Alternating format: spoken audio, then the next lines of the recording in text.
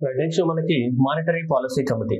So monetary policy committee అనేది ఏంటిది, మనకి రెపో రేట్ కానీ రివర్స్ రెపో రేట్ కానీ ఈ మానిటరీ పాలసీ టూల్స్ ఉన్నాయి కదా, సో వాటి అన్నిటిపైన డిసిజన్ తీసుకునేది ఎవరు, మానిటరీ పాలసీ కమిటీ. మీ అందరికీ తెలుసు మానిటరీ పాలసీ కమిటీ మొట్టమొదటిసారిగా మనకి అక్టోబర్ 2016లో ఫామ్ అయింది మానిటరీ పాలసీ కమిటీ. దాని యొక్క టైం పీరియడ్ ఎంత ఉంటుంది, మానిటరీ పాలసీ యొక్క కమిటీ యొక్క టైం పీరియడ్ 4 years ఉంటుంది. ప్రతి 4 years ఒకసారి మానిటరీ పాలసీ కమిటీ మీద చేంజ్ అవుతుంది. మనకి రీసెంట్ గా కొత్త మానిటరీ పాలసీ కమిటీ అనేది ఫామ్ అయింది ఇప్పుడు అక్టోబర్ 1 2024 రోజు. మానిటరీ పాలసీ కమిటీలో ఎంత మంది ఉంటారు, 6 మెంబర్స్ ఉంటారు. 3 ఆర్బీఐ నుంచి అండ్ 3 గవర్నమెంట్ ఆఫ్ ఇండియా నుంచి ఉంటారు. 3 సో గవర్నమెంట్ ఆఫ్ ఇండియా నుంచి ఉంటారు. వీళ్ళు గవర్నమెంట్ ఆఫ్ ఇండియాని అపాయింట్ చేస్తారు వీళ్ళని for the period of the 4 years. 4 years కు వీళ్ళే ఉంటారు. ఇప్పుడు 2028 వరకు వీళ్ళే కొనసాగుతారు మనకి. సో ఫస్ట్ వన్ తీసుకోండి, మనకి Ram Singh Delhi school of economics and Sugata Bhattacharya economist and Nagesh ఇతను కూడా ఇండస్ట్రియల్ డెవలప్మెంట్ లో ఎకనామిస్ట్ అనమాట. సో ముగ్గురే తీసుకోవడం జరిగింది. Delhi school of the economist and అందరు ఎకనామిస్టులు ముగ్గురు, సుగత భట్టాచార్య, రామ్ సింగ్, నగేష్ వీళ్ళు గవర్నమెంట్ ఆఫ్ ఇండియా తరపు నుంచి అపాయింట్ చేయడం జరిగింది. 4 సంవత్సరాలు కొనసాగుతారు. ఇప్పటి నుంచి అక్టోబర్ 1 2024 నుంచి. ఓకే, నెక్స్ట్ కనుక సంజయ్ మల్హోత్రా, మనకి ఆర్బీఐ నుంచి ఎవరు ఉంటారు, ఒకరు RBI governor will be the member of the monetary policy committee. Automatic గా ఒక ఆర్బీఐ డిప్యూటీ గవర్నర్ ఎవరైనా తీసుకోవచ్చు. వీళ్ళు ఎవరిని తీసుకున్నారు, సో మైకేల్ డి పాత్రాని తీసుకోవడం జరిగింది. ఒకరు ఆర్బీఐ అఫీషియల్, ఇది ఎవరైనా తీసుకోవచ్చు, అది ఆర్బీఐ ఇష్టం, మనం ఇష్టం చేయలేం దానికి. ఆర్బీఐ అనేది ఎవరన్నా ఒక డిప్యూటీ గవర్నర్ ని తీసుకోవచ్చు, ఒక అఫీషియల్ ని తీసుకోవచ్చు. And automatically so Sanjay Malhotra RBI governor కాబట్టి is the member. And monetary policy కమిటీకి చైర్మన్ ఎవరు ఉంటారు, ఎంపీసీ. సో ఈ మానిటరీ పాలసీ కమిటీకి చైర్మన్ ఎవరు ఉంటారు, మనకి RBI governor. So RBI governor will act as a monetary policy committee chairman. ఏంది వీళ్ళ యొక్క ఆబ్జెక్టివ్ ఏంటిది, to keep the inflation in the range of the 2 to 6%. కదా ఇన్ఫ్లేషన్ అనేది ఎంత 2 to 6% రేంజ్ లో ఉండాలి. 4R + R -2%, that is the 2 to 6% మధ్యలో మనకి ఇన్ఫ్లేషన్ ని కంట్రోల్ చేయడమే కదా. సో మానిటరీ పాలసీ కమిటీ యొక్క ఇదంతా జస్ట్ రివిజన్ ఇది. ఓకే, మీరు ఆల్రెడీ స్టార్టింగ్ లో తెలిసి ఉండాలి. ఇవన్నీ తెలియకపోతే నేనేం చేస్తానమ్మా, మానిటరీ పాలసీ కమిటీ అంటే కూడా మీకు తెలియకపోతే నేను ఏం చేయలేను దానికి. Okay right, next one. So ఇప్పుడు మానిటరీ పాలసీ కమిటీ, కొత్త మానిటరీ పాలసీ కమిటీ మనకి అక్టోబర్ 1 2021 నుంచి మనకి ఫామ్ అయింది. సార్ 2024 నుంచి ఫామ్ అయింది. 4 సంవత్సరాల పాటు కొనసాగుతుంది. అంటే వీళ్ళే ఉంటారు 4 సంవత్సరాలు. అంటే ఆర్బీఐ గవర్నర్ రిటైర్డ్ అయింది అనుకోండి, కొత్త ఆర్బీఐ గవర్నర్ వస్తే ఆటోమేటిక్ గా మెంబర్ అవుతారు. ఇక్కడ ఒక ఆర్బీఐ డిప్యూటీ గవర్నర్ ఇతను రిటైర్డ్ అయ్యారు అనుకోండి, ఆటోమేటిక్ గా మెంబర్ అయిపోతారు. వాళ్ళు కొత్త వచ్చిన వాళ్ళు ఎవరైతే వస్తారో ఇతని ప్లేస్ లో ఆటోమేటిక్ గా మెంబర్ అవుతారు. కానీ ఇక్కడ మాత్రం వీళ్ళు 4 సంవత్సరాల పాటు కొనసాగుతూనే ఉంటారు. ఎందుకంటే they are outside the members, they are not part of the RBI. RBI నుంచి కాకుండా అవుట్ సైడ్ నుంచి అపాయింట్ అయ్యారు కాబట్టి 4 సంవత్సరాలు వాళ్ళు అలానే కొనసాగుతారు. రామ్ సింగ్, సుగత భట్టాచార్య, నగేష్ వాళ్ళు 4 సంవత్సరాలు కొనసాగుతారు. వీళ్ళందరూ నిర్ణయం తీసుకుంటారు, మనకి రెపో రేట్ పెంచాలా, రివర్స్ రెపో రేట్ పెంచాలా, తగ్గించాలని ఏ రేషియోలో తీసుకుంటారు. వీళ్ళు ఏదైనా నిర్ణయం తీసుకునేటప్పుడు వీళ్ళు 6 కలిసి మనకి నిర్ణయాలు తీసుకోవాలి కదా. ఈ నిర్ణయాలు తీసుకునేటప్పుడు ఈ 6 మెంబర్స్ కలిసి నిర్ణయాలు తీసుకునేటప్పుడు మనకి రేషియో ఎంత రావాలా, 4/6 రావాలా. అంటే దాని అర్థం ఏంటిది, 3 మెంబర్స్ ఇప్పుడు 6 ఉన్నారు కదా, 6 ముగ్గురు ఎక్కడి నుంచి ఉన్నారు, ఆర్బీఐ నుంచి ఉన్నారు. అండ్ 3 ఎక్కడి నుంచి ఉన్నారు, గవర్నమెంట్ ఆఫ్ ఇండియా సైడ్ నుంచి ఉన్నారు. మొత్తం 6 ఉన్నారు. 6 ఎంత రావాలా, 4:2 రేషియోలో రావాలా. అవునా, ఒకవేళ 3:3 వచ్చింది అనుకోండి, 3 అప్పుడు ఆర్బీఐ గవర్నర్ కి సెకండ్ ఓటు ఉంటుంది. నిర్ణయం ఇంప్లిమెంట్ చేయాలంటే ఆర్బీఐ గవర్నర్ కి సెకండ్ ఓటు ఉంటుంది. దాన్ని మనం కాస్టింగ్ ఓట్ అని చెప్తుంటాం. ఆర్బీఐ గవర్నర్ కి సెకండ్ ఓటు ఉంటుంది, దాన్ని కాస్టింగ్ ఓట్ అని చెప్తున్నాం. అప్పుడు ఆటోమేటిక్ ఏమైతే మళ్ళీ 4:2 అయిపోతుంది మళ్ళీ. ఓకే, ఎట్టి పరిస్థితులలో మనం ఏదైనా నిర్ణయం తీసుకోవాలన్నప్పుడు 4/6 ఖచ్చితంగా ఉండాలి. ఒకవేళ 3:3 వచ్చినట్టయితే ఆర్బీఐ గవర్నర్ కి ఏముంటుంది, మనకి సెకండ్ ఓట్ వేయడానికి కూడా అవకాశం ఉంటుంది. ఓకే, అయితే ఇప్పుడు ఏం చేశారంటే ఆర్బీఐ అనేది మానిటరీ పాలసీ యొక్క స్టాండ్ ని మార్చినట్టు మనకు చెప్తుంది. చూడండి, newly reconstituted monetary policy committee changing the policy stands withdrawal of the accommodation to neutral కి మార్చేదని చెప్తున్నారు. దేన్ని, ఇన్ఫ్లేషన్ టార్గెటింగ్ ని. ఇన్ఫ్లేషన్ టార్గెటింగ్ అంటే ఎంత, మన భారతదేశంలో మానిటరీ పాలసీ కమిటీ యొక్క టార్గెట్ ఏంటిది, ఇన్ఫ్లేషన్ ని 4 + R -2%. అంటే దాని అర్థం ఏంటిది, మినిమం 2%, మాక్సిమం 6% కన్నా మించకూడదు. భారతదేశంలో ఇన్ఫ్లేషన్ 2% కన్నా తగ్గిపోతే ప్రైజెస్ అనేటివి డిఫ్లేషన్, అండ్ 6% కన్నా ఎక్కువగా పెరిగితే భారతదేశంలో inflation. I think you know all these concepts. Okay, అందువల్ల ఇప్పుడు ఏమంటున్నాడు, అకామిడేటివ్ నుంచి న్యూట్రల్ కి షిఫ్ట్ అయ్యాం మనం. అంటే దాని మీనింగ్ ఏంటిది, వాట్ ఈస్ ద అకామిడేటివ్ నుంచి న్యూట్రల్ అంటే మీరు చూడండి. సో ఇక్కడ 4 రకాలుగా మానిటరీ పాలసీని మనం ట్యాకిల్ చేయొచ్చు అనమాట. ఒకటి accommodative type of the monetary policy, రెండవది న్యూట్రల్ టైప్, మూడోది హాకిష్, నాలుగోది డావిష్ అనే ఇలా 4 పాలసీస్ ఉంటాయి మనకి. మన దేశాలలో లాస్ట్ 2 ఫాలో అవ్వరు కానీ ఓవరాల్ గా. సో ఇప్పుడు మనం ఇక్కడ అకామిడేటివ్ స్టాక్స్ నుంచి న్యూట్రల్ కి షిఫ్ట్ అయ్యాం మనం ఇప్పుడు కొత్తగా. ఏంటి అంటే చూడండి, అకామిడేటివ్ అంటే ఏంటిది? రెపో రేట్ కానీ, రివర్స్ రెపో రేట్ కానీ, బ్యాంక్ రేట్ కానీ, ఇట్లాంటివన్నీ కూడా అకామిడేటివ్ ఉంటాయి. అకామిడేటివ్ అంటే మనకు అనుకూలంగా ఉంటాయి. మనకు అనుకూలంగా అంటే ఎవరికి అనుకూలంగా? ఎకనామిక్ గ్రోత్ రేట్ కి అనుకూలంగా ఉంటాయి. So that is to support the what economic growth rate. Economic growth rate కి సపోర్ట్ చేసే రకంగా ఉంటాయి అనమాట. అంటే దాని అర్థం ఏంటిది? ఈ రేట్స్ అనేటివి లో ఉంటాయి. ఏవి? రెపో రేట్ కానీ, మనకి బ్యాంక్ రేట్ కానీ, సో రివర్స్ రెపో రేట్ కానీ, ఇవన్నీ చాలా తక్కువగా ఉంటాయి. దానివల్ల మనకి బారోయింగ్ అనేది చీపర్ ఉంటుంది, మనకి స్పెండింగ్ కానీ ఇన్వెస్ట్మెంట్ కానీ పెరుగుతూ ఉంటుంది కంట్రీలో. దీన్ని ఏమంటాం మనం జనరల్ గా?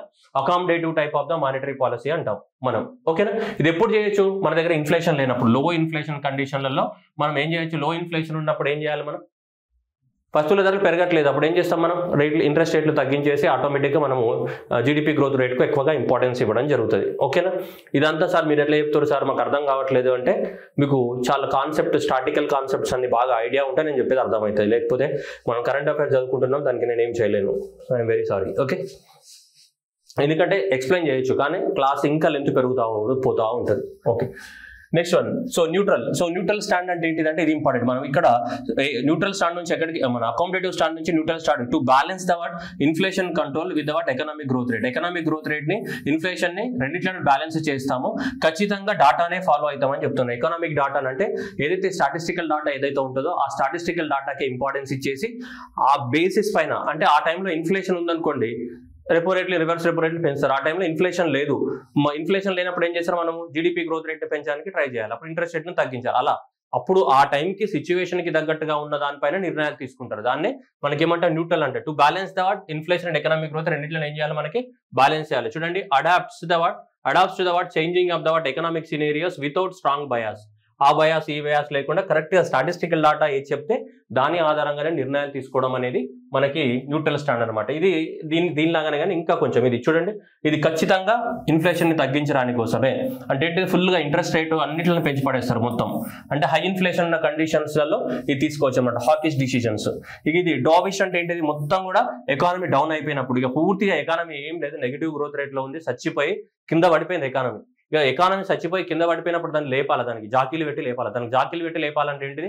ఇంట్రెస్ట్ రేట్లను మొత్తం తగ్గించాలంటే జనాలకు ఫ్రీగా డబ్బులు ఇవ్వాలి. సింపుల్ చెప్పాలంటే జనాలకు ఫ్రీగా కానీ లేదంటే లో ఇంట్రెస్ట్ రేట్కి తగ్గించినప్పుడు అప్పుడు జనాలు ఏం చేస్తారు? వస్తువులు కొనడం స్టార్ట్ చేస్తారు. అప్పుడు వస్తువులకు డిమాండ్ పెరిగి మళ్ళీ ఎకానమిక్ గ్రోత్ రేట్ పెరుగుతుంది. ఓకే, ఎందుకంటే ఫస్ట్ వస్తువులకు డిమాండ్ పెరగాలి. వస్తువులకు డిమాండ్ పెరగాలంటే జనాల దగ్గర డబ్బులు ఉండాలి. జనాల దగ్గర డబ్బులు ఉండాలంటే లో ఇంట్రెస్ట్ రేటుకు, అతి తక్కువ ఇంట్రెస్ట్ రేటుకు మనం డబ్బులు ఇచ్చేయాలి. అది ఎప్పుడు ఎకానమీ అనేది మరీ పడుకున్నప్పుడు, పడకలో మేము మొత్తం దుప్పటేసుకొని పడుకుంది, లేవట్లే, అది లేవనప్పుడు మనం లేపాలి దాన్ని.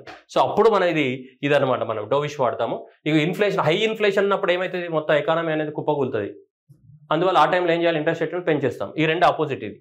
ఓకే, ఇది మనం ఏం చేస్తామే? మనం ఈ కండిషన్లలో లేం. మనం ఇక్కడ ఉన్నాం. మనం అకామిడేటివ్ స్టాండ్ నుంచి ఎక్కడికి షిఫ్ట్ అయ్యాం? మనం న్యూట్రల్ స్టాండ్కి షిఫ్ట్ అయ్యాం. అంటే ఏంటిది?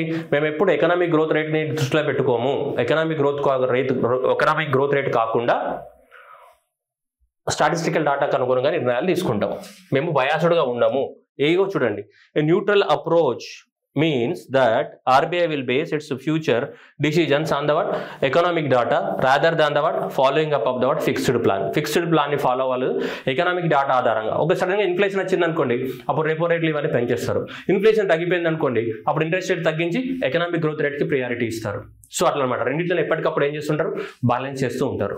ఓకే, సో అలా అనమాట మన అకామిడేటివ్ నుంచి న్యూట్రల్ షిఫ్ట్ అయ్యి. ఇది కాన్సెప్చువల్ క్వశ్చన్ రావచ్చు మనకి, అందువల్ల మీరు జాగ్రత్తగా ఉండాలి. సో ఇండియా అనేది మనకి న్యూట్రల్ నుంచి అకామిడేటివ్ కి షిఫ్ట్ అయింది, అకామిడేటివ్ కి న్యూట్రల్ షిఫ్ట్ అయింది అనేది కాన్సెప్ట్ రావచ్చు. అండ్ కొత్త మానిటరీ పాలసీ కమిటీ యొక్క స్ట్రక్చర్ కూడా అడగవచ్చు. మానిటరీ పాలసీ ఎన్ని సంవత్సరాలు ఉంటుంది? మనకి 4 years కంటిన్యూ అవుతుంది.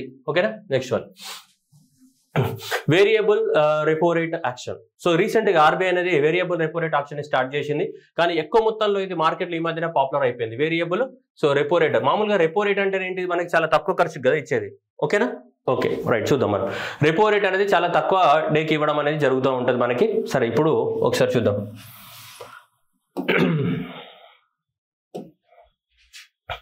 ఇప్పుడు మనకి ఆర్బీఐ ఉంది. సో ఆర్బీఐ నుంచి ఎవరు లోన్స్ తీసుకుంటారు మనకి? సో బ్యాంక్స్ అనేటివి లోన్స్ తీసుకుంటారు, right? So RBI is the lending the what loans, money. So money అనేది బ్యాంక్స్ కి ఇచ్చేసాం. ఓకే, సో బ్యాంక్స్ అనేది ఏం పే చేయాలి మనకి? బ్యాంక్స్ అనేది ఇంట్రెస్ట్ రేట్ పే చేయాలి కదా లోన్స్ తీసుకున్నందుకు. So bank should pay the what interest rate. So ఆ ఇంట్రెస్ట్ రేట్ పేరే ఏంటిది? ఆ ఇంట్రెస్ట్ రేట్ పేరే, సో ఈ ఇంట్రెస్ట్ రేట్ పేరే ఏంటిది మనకి? So repo rate. బ్యాంక్స్ ఏదైతే పే చేయాలో ఈ బ్యాంకులు పే చేసే ఇంట్రెస్ట్ రేట్ పేరే రెపో రేట్. ఇది ఎంత? ఏంటి షార్ట్ టర్మ్ లాంగ్ టర్మ్ అంటే ఇవన్నీ కూడా short term loans. Repo rate అనేది దేనికోసం వాడతాం? Short term. అంటే మాక్సిమం లోన్ పీరియడ్ ఎంత ఉంటుంది అంటే 365 రోజులే ఉంటుంది. 365 రోజులు కూడా కాదు, 364. 365 దాటిందంటే మనకి 1 year అయినట్టే.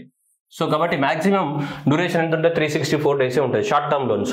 అంటే మనకి బ్యాంక్స్ అనేటివి షార్ట్ టర్మ్ లోన్స్ పైన కట్టే ఇంట్రెస్ట్ రేట్ ని మనం ఏమంటాం? ఈ షార్ట్ టర్మ్ లోన్స్ ఏవైతున్నాయో ఈ షార్ట్ టర్మ్ లోన్స్ పైన కట్టే ఇంట్రెస్ట్ రేట్ ని మనం ఏమంటున్నాం? మనం రెపో రేట్ అంటాం. అదే లాంగ్ టర్మ్ లోన్స్ పైన కట్టే ఇంట్రెస్ట్ రేట్ ని ఏమంటాం? బ్యాంక్ రేట్ అంటాం. ఎవరెవరు కడతారు? బ్యాంక్స్ అనేటివి ఆర్బీఐ కడతాయి. ఎందుకంటే సో బ్యాంక్ రేట్ అనేది దేనికి సంబంధించింది? లాంగ్ టర్మ్ కి సంబంధించింది. ఓకేనా? రెపో రేట్ అనేది ఏంటిది మనకి? Short term. Short term interest rate is known as what? Repo rate. Long term interest rate is known as what? Bank rate. ఆ రెండింటి డిఫరెన్స్ అది. షార్ట్ టర్మ్ అంటే ఎంత? లెస్ దాన్ 365 days, అంటే 364 days మాక్సిమం. అయితే ఇవి లోన్లు తీసుకోవచ్చు. కానీ అప్పుడప్పుడు బ్యాంక్కి ఏమైతాయి అంటే మనీ షార్టేజ్ పడుతుంది. అయినా రెపో రేట్ ద్వారా లోన్స్ ఇచ్చినా కానీ బ్యాంక్స్ కి మనీ సరిపోవట్లేదు. అందువల్ల ఆర్బీఐ ఏం చేసిందంటే వేరియబుల్ రెపో రేట్ ఇంట్రడ్యూస్ చేసింది. ఏంటిది? So variable repo rate introduce చేసింది అనమాట. దేన్ని? So variable repo rate. So ఈ వేరియబుల్ రెపో రేట్ అనేది VRR. ఎప్పుడైనా బ్యాంకులకి సడన్ గా మనీ అవసరం అయితే దీని ద్వారా తీసుకోవచ్చు. దీనికి మాక్సిమం మనకి సేమ్ అంతే, మళ్ళీ 14 days ఉంటుంది అనమాట. లోన్ పీరియడ్ ఎంత? 14 days అనమాట. Maximum 14 days loan period. అంటే 14 days రోజు కట్టేయాలంటే 13 to 14 days అనమాట మనకి. సో ఈ వేరియబుల్ రెపో రేట్ పీరియడ్ అనేది ఎంత? 14 days ఉంటుంది. కొన్నిసార్లు 14 days ఎక్సీడ్ అవ్వడానికి కూడా ఛాన్సెస్ ఉంటాయి. బట్ లాజికల్ గా చూస్తే మనకి మాక్సిమం అయితే ఎంత? 14 days అనమాట. మనకి ఎంత? మనకి 14 days ఉంటుంది మనకి. Okay,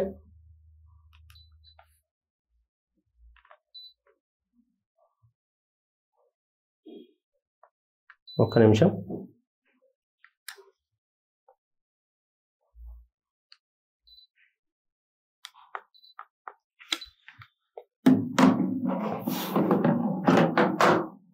right. సో ఇలా ఉంటుంది వీటి. అయితే ఇప్పుడు ఏంటంటే బ్యాంకులకు ఎప్పుడైనా షార్ట్ టర్మ్ లిక్విడిటీ లేనప్పుడు సో ఇది ఈ రెపో రేట్ కన్నా సో మనకి రెపో రేట్ తో ఇచ్చే లోన్స్ సరిపోనప్పుడు ఇంకా ఇవ్వడానికి వస్తుంది. అంటే రెపో రేట్ కింద వాళ్ళు లోన్ తీసుకుంటారు కానీ సరిపోతలేవు, ఇంకా ఎక్కువ లోన్స్ ఇవ్వడానికి కోసం ఇది వేరియబుల్ రెపో రేట్ అనేది ఏదైతే ఉందో ఈ వేరియబుల్ రెపో రేట్ అన్న కాన్సెప్ట్ ని ఇంట్రడ్యూస్ చేయడం జరిగింది ఆర్బీఐ. అయితే వేరియబుల్ రెపో రేట్ కింద ఎప్పుడు ఇస్తారు అనేది పాయింట్ మనకి. అయితే ఏ బేసిస్ పైన ఇస్తారు, ఎప్పుడు ఇవ్వాలనుకుంటుంది ఆర్బీఐ అంటే సో ఇప్పుడు call money markets. So call money అంటే ఏంటిదంటే మనకు జనరల్ గా కాల్ మనీ అనేది అంటే ఎమర్జెన్సీ మనీ. సింపుల్ గా 24 hours ఓవర్ నైట్ లో మనీ కావాలంటే ఇచ్చే మనీయే కాల్ మనీ. మనకి ఏంటిది? Over night call money market అనేది ఉంటుంది. ఎవరికైనా చాలా మందికి అర్జెన్సీగా డబ్బులు అవసరం పడుతుంటాయి కదా, రాత్రి డబ్బులు కావాలన్నప్పుడు ఏం చేస్తాడు వాడు? ఎక్కువ అడుగుతాడా లేదా? నిన్ను ఎక్కువ అయితే అడుగుతుంటాడు కదా. సో ఇక్కడ కాల్ మనీ అంటే ఏంటిదంటే సో ఓవర్ నైట్ మనీ అనమాట. సో రాత్రి నీకు డబ్బులు కావాలా? సో నీకు రాత్రి డబ్బులు కావాలన్నప్పుడు ఏంటిది మనకి? Over night. So over night money కానప్పుడు ఒకడు అన్నాడు 5% ఇంట్రెస్ట్ రేట్ ఉంది అనుకుందాం. ఇప్పుడు అది ఎస్టర్డే 5% ఇంట్రెస్ట్ రేట్కి ఇచ్చాడు వాడు. రాత్రికి డబ్బులు కావాలి. నెక్స్ట్ డే తెల్లారిపోతే ఏమన్నాడు వాడు? 7% అన్నాడు. ఇంకా తెల్లారిపోతే 8%. అలా కాల్ మనీ మార్కెట్ యొక్క ఇంట్రెస్ట్ రేట్ పెరుగుతుంది అంటే దాని అర్థం ఏంటిది? మీరు ఆలోచించండి. నిన్న 5,000కి ఇచ్చినోడు ఈరోజు 7% ఇస్తే రేపు 8% ఇస్తా అంటున్నాడు వాడు. అంటే దీని అర్థం ఏంటిది? అర్జెంటుగా మనీ అవసరం పడితే రాత్రి నీకు డబ్బులు అవసరం పడితే 5% ఇంట్రెస్ట్ రేట్కి ఇచ్చినోడు ఇప్పుడు 7% ఇస్తుండు, 8% ఇస్తుండే, ఇలా పెంచుకుంటూ పోతుండే. దాని అర్థం ఏంటిది? There is a shortage of the liquidity in the మార్కెట్లో డబ్బులు లేవు. అది ఇండికేషన్ అనమాట. Shortage of the liquidity. పైసలు ఉంటే ఎందుకు అట్లా ఇంట్రెస్ట్ రేట్ పెంచుతాడు వాడు? పెంచాడు కదా, ఈజీగా అందరికి తక్కువ ధరకే దొరుకుతాయి. కానీ వాడు ఇంట్రెస్ట్ రేట్ పెంచుకుంటూ పోతుందంటే ఏంటి? నీకు మార్కెట్లో షార్టేజ్ ఆఫ్ ద లిక్విడిటీ ఉంది. అందువల్ల దీని యొక్క ఇంట్రెస్ట్ రేట్ ఏమైతుంది? పెరుగుతూ ఉంది. దీని యొక్క కాల్ మనీ మార్కెట్ యొక్క ఇంట్రెస్ట్ రేట్ పెరుగుతుంది. సో ఎప్పుడైతే call money market interest rate అనేది పెరుగుతుందో అప్పుడు ఆ టైంలో ఆర్బీఐ అనుకుంటుంది, ఓహో మార్కెట్లో లిక్విడిటీ లేదు, మార్కెట్లో డబ్బులు లేవు, కాబట్టి మనం బ్యాంకులకు డబ్బులు ఇవ్వాలి. ఏ ఇంట్రెస్ట్ తోటి డబ్బులు ఇవ్వాలి? వేరియబుల్ రెపో రేట్ తోటి ఇవ్వాలి అని నిర్ణయించుకుంటుంది. ఎప్పుడు? కాల్ మనీ మార్కెట్ బేసిస్ పైన వేరియబుల్ రెపో రేట్ ద్వారా బ్యాంకులకి లోన్స్ ఇవ్వాలన్నా ఇవ్వకూడదని డిసైడ్ చేస్తుంది. ఎందుకంటే call money market is the what? So borrower of the what liquidity in the market. ఇది ఇక్కడే కదా ఎంటైర్ ఎకనామిక్స్లో లిక్విడిటీ బారోవర్ ఏంది మార్కెట్లో అంటే కాల్ మనీ మార్కెటే. కాల్ మనీ మార్కెట్ పైన ఇంట్రెస్ట్ రేట్, కాల్ మనీ మార్కెట్లో ఇంట్రెస్ట్ రేట్ పెరుగుకుంటూ పోతుందంటే ఖచ్చితంగా మార్కెట్లో లిక్విడిటీ లేదని. Call money market interest rate చాలా తక్కువగా ఉంది అంటే సో మార్కెట్లో మనీ ఉందని. ఇది బారోవర్ అనమాట. సో ఈ లిక్విడిటీ బారోవర్ ఇది. సో దీని బేసిస్ పైన ఆర్బీఐ డిసైడ్ చేస్తుంది వాళ్ళకి వేరియబుల్ రెపో రేట్ తోటి బ్యాంక్స్ కి లోన్స్ ఇవ్వాలా ఇవ్వకూడదు. రెపో రేట్ కాదు, రెపో రేట్ తోటి అది కంటిన్యూగా జరిగే ప్రాసెస్. కానీ ఇది వేరియబుల్ రెపో రేట్ అనేది ఎప్పుడు ఇస్తారు, ఎప్పుడైతే లిక్విడిటీ షార్టేజ్ పడ్డదో అప్పుడు ఇస్తారనమాట మనకి. రెపో రేట్ కి వేరియబుల్ రెపో రేట్ కి ఏంటిది, రెపో రేట్ అనేది రెగ్యులర్ ఫినామినల్, రెగ్యులర్ గా లోన్స్ ఇస్తూనే ఉంటారు. కానీ కొన్ని బ్యాంక్స్ కి సడన్ గా అర్జెంట్ గా కూడా డబ్బులు అవసరం పడుతుంటాయి. దానికోసం ఇచ్చేది ఏంటిది వేరియబుల్ రెపో రేట్. ఓకే, రెండు షార్ట్ టర్మే. కానీ వేరియబుల్ రెపో రేట్ ఎంత, మాక్సిమం 14 రోజులే. కానీ రెపో రేట్ ఎంత 364 డేస్ వరకు ఉంటాయి మనకి. 90 డేస్ 180 డేస్ 364 డేస్ ఇలా ఉంటాయి మనకి. 91 డేస్ 182 డేస్ తర్వాత 364 డేస్ వరకు ఉంటాయి మనకి రెపో రేట్ కింద మనం తీసుకునేటివి.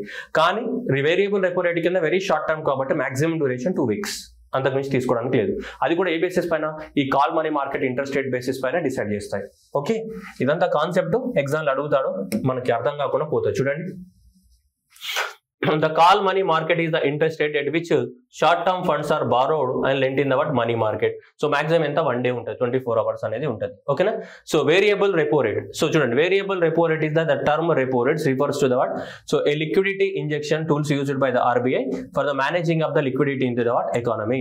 Since December 2023 the RBI is conducting the what variable repo rate actions to inject the what monetary money. So maximum ఎంత 14 days వరకు, 14 days వరకు మనకి ఇంప్లిమెంటేషన్ చేయడం అనేది జరుగుతుంటది. ఓకేనా, రైట్. అయితే ఎప్పుడు ఇంట్రడ్యూస్ చేస్తుంది అంటే ఇక్కడ చూడండి, the weighted average of the what call money rate rises above the what repo rate in the so interbank market అని చెప్తున్నాడు.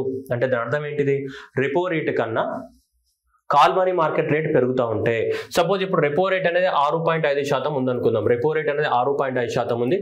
సో కాల్ మనీ మార్కెట్ అనేది 6% ఉంది. అప్పుడు ఏం చేయదు. ఒకవేళ కాల్ మనీ అనేది 7% అయింది, కాల్ మనీ అనేది 8% ఇలా పెరుగుతుంది. అప్పుడు ఓకే, రెపో రేట్ కన్నా కాల్ మనీ పెరుగుతుంది అంటే దాని అర్థం ఏంటిది, మార్కెట్ లో మనీ లేదనే కదా. సో అప్పుడు మనకి ఈ వేరియబుల్ రెపో రేట్ ఇంట్రడ్యూస్ చేయడం అనేది జరుగుతుంది. ఓకేనా. కాల్ మనీ ఇంట్రెస్ట్ రేట్ అనేది రెపో రేట్ ఎక్సీడ్ అయినప్పుడు కాల్ మనీ రేట్. మరి ఎంత ఇంట్రెస్ట్ రేట్ ఇస్తుంది, వేరియబుల్ కదా, మాక్సిమం ఎంత మనకి 14 days వరకు ఎంత ఇంట్రెస్ట్ రేట్ ఇస్తారు చూడండి. The interest rate of the variable repo rate is generally determined by the market, usually lower than the what repo rate and but not less than the what reverse repo rate, not less than the reverse repo rate కన్నా ఎక్కువగా ఉంటుంది, and RRR కన్నా ఎక్కువగా ఉంటుంది, RRR కన్నా తక్కువగా ఉంటుంది. అంటే రెండిట్ల మధ్యలో ఉంటుంది అనమాట ఏది. So variable interest rate reverse rate rate కన్నా ఎక్కువగా ఉంటుంది, రెపో రేట్ కన్నా తక్కువగా ఉంటుంది. ఏది వేరియబుల్ ఇంట్రెస్ట్ రేట్ ఎంత 14 days కోసం. ఏ బేసిస్ పైన డిసైడ్ చేస్తారు, కాల్ మనీ మార్కెట్ యొక్క ఇంట్రెస్ట్ రేట్ అనేది రెపో రేట్ కన్నా ఎక్కువగా ఉంటే అప్పుడు వేరియబుల్ రెపో రేట్ ద్వారా మార్కెట్లోకి మనీని ఇంజెక్ట్ చేయడానికి అవకాశం ఉంది మనకి. ఓకే, సో మీరు కొంచెం ఒకసారి క్లారిటీగా వినండి. సో నేను ఒక నిమిషంలో రివైజ్ చేస్తా చూడండి, మళ్ళీ మీకు కన్ఫ్యూజ్ అవుతారు ఎగ్జామినేషన్లో. వేరియబుల్ రెపో రేట్ అంటే ఏంటిది, సో నార్మల్ గా 14 రోజులకి ఏమైనా ఇమీడియట్ గా అవసరం పడతాయి. ఇది ఒకటే ఆప్షన్ ఉందా అంటే వేరే ఆప్షన్ కూడా ఉంది. ఏది, రెపో రేట్ అనే ఆప్షన్ కూడా ఉంది. కానీ రెపో రేట్ ద్వారా కూడా లోన్ తీసుకుంటాం ఎంతవరకు, 364 days వరకు. ఓకేనా. మరి ఇప్పుడు వేరియబుల్ ఎందుకంటే బ్యాంకులకు సడన్ గా డబ్బులు అవసరం పడితే పాసిబిలిటీ ఉన్నది కాబట్టి దీన్ని ఇంట్రడ్యూస్ చేశారు. ఇది ఎప్పుడు ఇంట్రడ్యూస్ చేస్తారు, ఎంత కాల్ మనీ మార్కెట్ యొక్క ఇంట్రెస్ట్ రేట్ అనేది సో రెపో రేట్ కన్నా ఎక్కువ మొత్తంలో ఏమైతే పెరిగితే అప్పుడు మనకి ఈ వేరియబుల్ మార్కెట్ రేట్ అనేది మార్కెట్ లో పిక్చర్ లోకి వస్తుంది. అప్పుడు దీని ద్వారా మనం లోన్స్ ఇస్తాం. ఎంత, ఈ లోన్ యొక్క ఇంట్రెస్ట్ రేట్ అనేది రెపో కన్నా ఏముంటది, రెపో రేట్ కన్నా తక్కువగా ఉంటది, రివర్స్ రెపో రేట్ కన్నా ఎక్కువగా ఉంటది. ఆ రేట్ తోటి మనం ఇంట్రెస్ట్ ఇస్తుంటాము. ఓకేనా. సో కాబట్టి అది ఇంపార్టెంట్. సో ఎగ్జామినేషన్ లో క్వశ్చన్ అడగవచ్చు, which of the following are correct regarding the variable repo rate గురించి క్వశ్చన్ అడగడానికి ఛాన్స్ ఉంది మానిటరీ పాలసీలో. ఓకేనా, variable repo rate. Next variable repo rate and the priority sector lending. So that is a regulatory framework. Priority sector lending అంటే ప్రతి bank అనేది ఖచ్చితంగా చెప్పిన సెక్టార్లకు ఇవ్వాల్సిందే.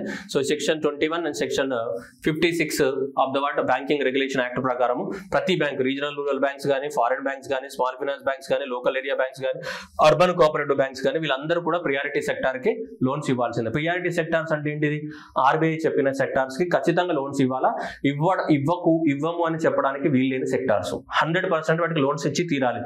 ఇవ్వకపోతే లైసెన్స్ క్యాన్సిల్ అవుతుంది. సింపుల్ గా చెప్పాలంటే. సో ఏ సెక్టార్స్ కి అయితే ఆర్బీఐ ఖచ్చితంగా లోన్స్ ఇవ్వమని చెప్తుందో అలాంటి సెక్టార్స్ నే ప్రియారిటీ సెక్టార్స్ అంటాం. ఇది ఆల్రెడీ మీరు స్టార్టింగ్ లో చదివి ఉండాలి. ఓకేనా? ఒకవేళ మీరు స్టార్టింగ్ లో చదివి ఉండకపోతే పోయి చదవండి. ఓకే. సో ప్రియారిటీ సెక్టార్ అంటే ఏమంటాం? ఇవన్నీ ప్రియారిటీ సెక్టార్ కింద. అగ్రికల్చర్ ఖచ్చితంగా లోన్స్ ఇవ్వాలి.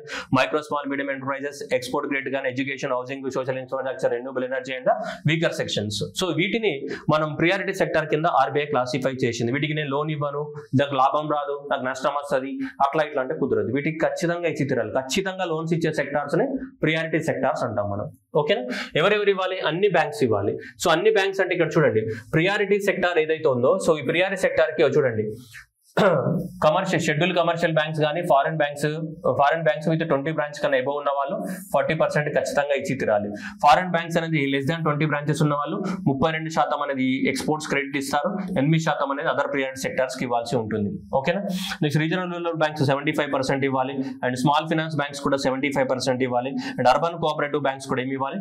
40% ఇవ్వాలి. ఎప్పటి నుంచి? ఈ ఫినాన్షియల్ ఇయర్ నుంచి 2025-26 నుంచి 40% ఇచ్చుకుంటూ స్లోగా 75% పెంచుకోవాలి. 2025-26 నాటి నుంచి 75% రీచ్ అవ్వాలి. అలాంటి వాళ్ళ కూడా 40% నడుస్తుంది. ఓకే, ఇది నేను స్పీడ్ గా చెప్పేసినాం, ఎందుకంటే మన కరెంట్ అఫైర్స్ చదువుతున్నాం. మీరు అర్థం చేసుకోవాలి. నన్ను సార్ స్కిప్ చేసిన నేను మళ్ళీ ఒక్కొక్క దాని గురించి ఎక్స్ప్లెయిన్ చేయాలంటే 20 నిమిషాలు పడుతుంది ఇక్కడ. నేను దయచేసి అదే చెప్తున్నా, మీకు క్లారిటీగా స్టార్టింగ్ కాన్సెప్ట్ లో క్లారిటీ ఉండండి. లేకపోతే మళ్ళీ ఇక్కడ 20 బ్రాంచెస్ ఏం సార్, ఇక్కడ 20 బ్రాంచెస్ కన్నా ఏం సార్ అంటే అది మనం ఏం చేయలేము. ఫారెన్ బ్యాంక్స్ 20 కన్నా బ్రాంచెస్ ఎక్కువ ఉన్నాయంటే ఏంటిది? ఇండియా గురించి వాళ్ళకి మొత్తం తెలుసు అని చెప్పి, అందుకే మనకి 40% రూల్ అప్లై అవుతుంది. ఫారెన్ బ్రాంచెస్ 20 కన్నా తక్కువగా ఉన్నాయనుకోండి, మనకి ఇండియా గురించి ఏం తెలియదు. ఇప్పుడే వచ్చింది వీడు, సంసారం ఇప్పుడే మొదలు పెట్టిండు, వీనికి కొత్త సంసారము రన్స్గా ఉంటుంది, ఇంకేం తెలియదు వీనికి, పాపం ముందే టెన్షన్ పెట్టద్దని చెప్పేసి మనకి టెన్షన్ పెట్టాం మనం. అదనమాట ముచ్చట.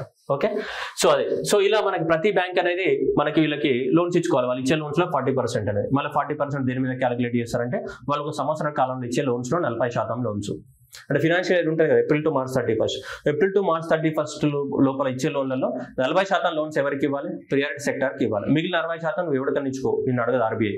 కానీ 40% మాత్రం నేను చెప్పినోడికి ఏమని చెప్తుంది. అలా చెప్పిన సెక్టార్స్ ని ప్రియారిటీ సెక్టార్ అని చెప్తున్నాం. అయితే ఇప్పుడు ఎందుకు న్యూస్ లో వచ్చింది అంటే, ఇప్పుడు ఇక్కడ చెప్పేస్తారు మనకి అర్బన్ కోఆపరేటివ్ బ్యాంక్స్ కి ఇప్పుడు 40% ఉంది. దీన్ని 2025-26 ఫినాన్షియల్ ఇయర్ ఎండ్ నాటికి 70% చేసుకోవాలి మనకి. వీళ్ళకి ఆల్రెడీ 70% ఉంది. రీజనల్ రూరల్ బ్యాంక్స్ కానీ స్మాల్ ఫైనాన్స్ బ్యాంక్ కి ఆల్రెడీ 70% వీళ్ళకి. ఓకే, ఇక ఇది మీకు ప్రియారిటీ సెక్టార్ గురించి కూడా అవగాహన లేకపోతే దయచేసి చూడండి, మీరు స్టార్టింగ్ లో చదవండి. ఓకే, అయితే ఇప్పుడు ఎందుకు న్యూస్ లో ఉందంటే, రిజర్వ్ బ్యాంక్ ఆఫ్ ఇండియా ఇప్పుడు ఏప్రిల్ 1 2025 నుంచి కొన్ని గైడ్ లైన్స్ మార్చిందనమాట. అంటే ఈ ప్రియారిటీ సెక్టార్ కింద గైడ్ లైన్స్ ఏం మార్చిందంటే చూడండి, హయ్యర్ వెయిట్ అసైన్మెంట్ ఇచ్చింది. అంటే ఏ జిల్లాలకి ఏ డిస్ట్రిక్ట్స్ కి ఎక్కువ మొత్తంలో ఇవ్వాలంటే చూడండి, RBI assign the higher weight of the 125% to the incremental priority sector credit to the districts where per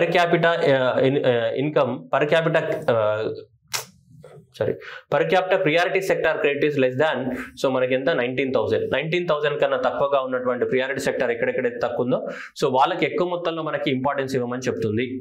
ఓకేనా, ఎక్కడెక్కడైతే ఈ ప్రియారిటీ సెక్టార్ కింద ఒక్కొక్కరికి 19,000 కన్నా తక్కువగా ఇస్తున్నారో అలాంటి డిస్ట్రిక్ట్స్ కి ఎక్కువ మొత్తంలో ఇంపార్టెన్స్ ఇవ్వమని చెప్తున్నారు. ఏ డిస్ట్రిక్ట్లలో అయితే మనకి సో ఇంత మనకి 42,000 పర్ క్యాపిటల్ ఇన్కమ్ ఉందో ఆ డిస్ట్రిక్ట్స్ కి పెద్దగా ఇంపార్టెన్స్ ఇవ్వాల్సిన అవసరం లేదు అని చెప్తుంది. ఓకేనా, సో ఇవి 19,000 కన్నా తక్కువ ఉన్న వాటికి ఎక్కువ ఇంపార్టెన్స్ ఇవ్వమని, 42,000 కన్నా తక్కువ ఉన్న వాటికి తక్కువగా ఇంపార్టెన్స్ ఇవ్వమని, మిగిలిన డిస్ట్రిక్ట్ కి ఎట్లున్నాయో అట్లా మెయింటైన్ చేయమని చెప్తుంది. అంటే దాని అర్థం ఏంటిదంటే, ఇగో వీళ్ళకి 125% పెంచండి అని, వీళ్ళకి ఏదైతే ఉందో వీళ్ళకి 90% ఉంటే చాలు, మిగతా వాళ్ళకి 100% లోన్స్ ఇవ్వమని చెప్తుంది. అంటే అక్కడ ఉన్నటువంటి per capital credit, per capital income ద్వారా కాదు, పర్ క్యాపిటల్ క్రెడిట్ అంటే ఆ జిల్లాలో అక్కడ ప్రియారిటీ సెక్టార్ కింద ఎన్ని లోన్స్ ఇస్తున్నారు. ఒకవేళ 19,000 రూపాయలు ఒక పర్సన్కి 19,000 రూపాయల లోన్స్ ఇస్తున్నారు అనుకోండి, ఆ డిస్ట్రిక్ట్ లో పెంచాల్సిన అవసరం ఉంది. కొన్ని జిల్లాలలో 42,000 రూపాయలు ఇస్తున్నారు ప్రియారిటీ సెక్టర్ కింద ఒక్కొక్క పర్సన్కి యావరేజ్గా తీసుకుంటే, ఆ జిల్లాలో పెంచాల్సిన అవసరం లేదు. మిగతా జిల్లాలలో యాజ్ యూజువల్గా ఉంచండి. ఇగో ఇలా 19,000 కన్నా తక్కువ దాంట్లో పెంచండి, ఎంతకి 125% తీసుకెళ్ళండి అని చెప్తుంది. 42,000 ఉన్న జిల్లాలకి 90% ఆపండి అని చెప్తుంది. ఎందుకంటే ఆల్రెడీ ఎక్కువ ఉందని. ఎందుకంటే అన్ని రీఅడ్జస్ట్మెంట్ చేయాలి కదా, ఆల్రెడీ ఉన్న జిల్లాలకి ఇస్తే ఎట్లా, సో అదనమాట, అర్థమవుతుందా? సో అది, సో ఇవన్నీ కూడా ఈ కొత్త గైడ్ లైన్స్, ఇవన్నీ కూడా పాత గైడ్ లైన్స్, ఇవన్నీ కూడా మీకు రివిజన్ టైప్లో ఇవి ఈ అన్ని బ్యాంక్స్కి అప్లిక్ అవుతుంది. ఇవన్నీ కూడా మనకి ప్రియారిటీ సెక్టార్ కింద ఏమేమి ఉంటాయి అనేది కూడా మీకు గుర్తుండాలి మనకి. ఓకేనా? ఇది చాలా మంది ఎక్స్పోర్ట్ క్రెడిట్ ఎందుకు ఉంటుంది అంటారు, ఎక్స్పోర్ట్ క్రెడిట్ కూడా ఉండాలి. ఎందుకంటే ఎక్స్పోర్ట్ క్రెడిట్కి లోన్స్ ఇవ్వకపోతే మనం ఫారెన్ ఎక్స్చేంజ్ రిజర్వ్స్ ఎర్న్ చేయలేము. సో అందువల్ల export credit also will be the part. దయచేసి నేను మళ్ళీ చెప్తున్నా, ఇది మీకు అర్థమైందో అర్థం కాలేదో నాకైతే తెలియదు. ఎందుకంటే ఇది ఒరిజినల్గా ప్రియారిటీ సెక్టార్ లెండింగ్ అనే కాన్సెప్ట్ అనేది అంతా కూడా నువ్వు స్టార్టింగ్లో చదువుకుంటేనే నేను చెప్పింది అర్థమై ఉంటుంది, లేదంటే అర్థమై ఉండదు, సగం అర్థమై ఉంటుంది. సో కాబట్టి మీకు ప్రియారిటీ సెక్టార్ లెండింగ్ లేకపోతే మీరు చూసుకోవాల్సిందే. అది చదువుకోకపోతే అది మీ ఇష్టం, నేను ఏం చేయలేను దానికి. నెక్స్ట్ వాద్వాన్ పోర్ట్ అనేది మహారాష్ట్రలో ఉంది. సో ఇది India's first mega port with objective of significantly enhancing the what country sea based trade. Mega port లాగా డెవలప్మెంట్ చేయాలని చెప్తున్నారు ఇది. సో మనకి సిచ్యువేటెడ్ ఇన్ ద, అప్పుడప్పుడు జిల్లాలు కూడా అడుగుతాడు పిచ్చిగా ఎగ్జామినేషన్ లో, Palghar. So Palghar district of the Maharashtra along the what Arabian sea. ఓకేనా? ఇది మన ఏదో జేఎన్టీ పోర్ట్ ఉంటుంది కదా, దానికి జేఎన్పిటి ఇది. ఇప్పుడు ఇది తీసుకుంటే మనకి ఇక్కడ ఈ పైన ఇక్కడ ముంబై పోర్ట్ ఉంటుంది, ముంబై. సో ఇది ఇండియాలో లార్జెస్ట్ పోర్ట్, ఇదే ముంబై పోర్టు లార్జెస్ట్ పోర్ట్ అది. ఆ తర్వాత మనకి దాని కింద అక్కడ ట్రాఫిక్ ఎక్కువైపోయిందని చెప్పేసి మనం జేఎన్పిటి కట్టినాం. ఇక్కడ అన్ని ట్రాఫిక్ ఎక్కువైపోయింది ముంబై పోర్ట్లో అని చెప్పేసి ఆ ట్రాఫిక్ ని డైవర్ట్ చేయడానికి కోసం జవహర్లాల్ నెహ్రూ పోర్ట్ ట్రస్ట్ లేదా నవశివాని కట్టినాం. ఇప్పుడు దీనికి కింద ఇంకా కొంచెం కింద ఇప్పుడు తీసుకొస్తున్నాం, ఏంటిది వాద్వాన్ పోర్ట్ అనేది. సో ఈ వాద్వాన్ పోర్ట్ కూడా సో ఇక్కడ రాబోతుంది, ఇక్కడ మహారాష్ట్రలో రాబోతుంది మనకి. ఓకే, సో దీన్ని లార్జెస్ట్ పోర్టుగా డెవలప్మెంట్ చేయాలని చెప్పేసి గవర్నమెంట్ అనేది కంకణం కట్టుకుంది. అందువల్ల ఆ కంకణాన్ని మనకి ఎగ్జామ్లో తోరణంలాగా వేసిస్తాడు మనకి. ఓకే, చూడండి వాద్వాన్ పోర్ట్ లిమిటెడ్ ని ఎస్టాబ్లిష్మెంట్ చేయడం జరిగింది. సో దీన్ని అంతా టేకప్ చేసే వాళ్ళు ఎవరు, వీళ్ళే. ఈ పక్కన ఉన్నాడు కదా మా దోస్తు ఎవరు, జేఎన్పిటి. ఈ జేఎన్పిటిఏ దీని యొక్క కన్స్ట్రక్షన్ ని, దీన్ని సాగు బాగులన్నీ కూడా ఇల్లే చూసుకుంటారు. జేఎన్పిటిఏ పోర్టే చూసుకుంటుంది. ఈ వాద్వాన్ పోర్ట్ ని కన్స్ట్రక్షన్ చేసి దాని కథ కార్ఖానా అంతా కూడా పూర్తిగా చూసుకోవడం అనేది జరుగుతుంది. So Wadhwan port will be constructed as a what green field project. So allowing for the what incorporation of the modern infrastructure and technology from the outset. And మనకి ఇవన్నీ కూడా పబ్లిక్ ప్రైవేట్ పార్ట్నర్షిప్ లో దాన్ని డెవలప్మెంట్ చేస్తారంట. ఒక పెద్ద mega port లాగా, అంటే ముంబై పోర్ట్ కన్నా పెద్ద పోర్ట్ లాగా డెవలప్మెంట్ చేస్తారంట. మనకు ప్రపంచంలో అత్యధికంగా పేరున్నటువంటి పోర్ట్ ఏంటిదంటే రోటర్డామ్. నెదర్లాండ్స్ ఏదైతే ఉందో, ఈ నెదర్లాండ్స్ లో ఉన్నటువంటి రోటర్డామ్ పోర్ట్ ఏదైతే ఉందో, ఇదే ప్రపంచంలో అన్నిటికన్నా స్టాండర్డ్ పోర్ట్ అన్నమాట.